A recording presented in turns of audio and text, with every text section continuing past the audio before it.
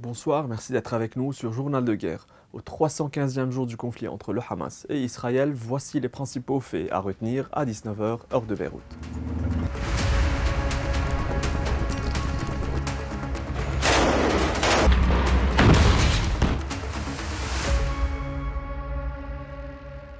Tout d'abord, un point sur la situation à la frontière libano-israélienne où les bombardements se sont poursuivis vendredi à la suite d'une nuit violente.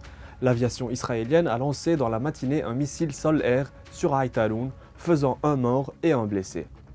L'armée israélienne a annoncé avoir attaqué des cibles militaires du Hezbollah à Kfar Kila, Hermeish et Ramia. De son côté, le Hezbollah a annoncé avoir pris pour cible des déploiements de soldats israéliens dans les casernes de Birkat Risha et Mitat. Le parti pro-iranien a annoncé la mort d'un de ses combattants. Par ailleurs, le Hezbollah a diffusé une vidéo de propagande montrant des combattants se déplaçant dans de larges tunnels éclairés et parcourus de camions, ainsi qu'une trappe qui s'ouvre et un grand lanceur de missiles dirigé vers le ciel.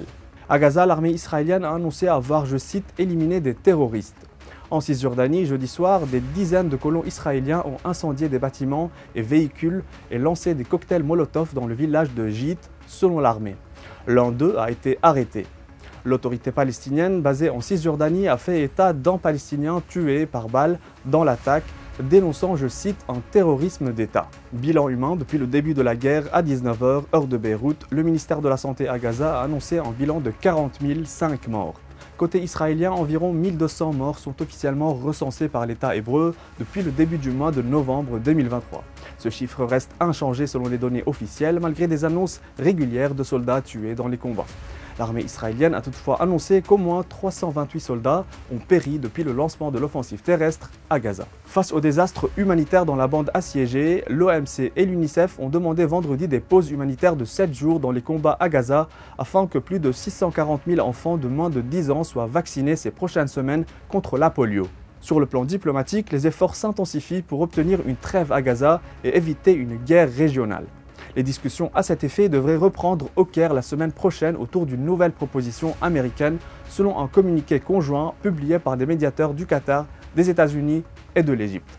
Ces derniers ont fait valoir, je cite, que les discussions à Doha ont été sérieuses, constructives et se sont déroulées dans une atmosphère positive. Fin de citation. De son côté, le Hamas a refusé de nouvelles conditions dans la proposition d'accord présentée à Doha. Les ministres français et britanniques des Affaires étrangères, Stéphane Séjourné et David Lammy, en tournée en Israël, ont souligné la nécessité d'en cesser le feu et jugé inacceptables les attaques de colons juifs en Cisjordanie. Même son de cloche du côté du chef de la diplomatie européenne, Joseph Borrell, qui a annoncé qu'il entendait proposer des sanctions contre des responsables israéliens en réponse à ces attaques menées dans une impunité quasi totale.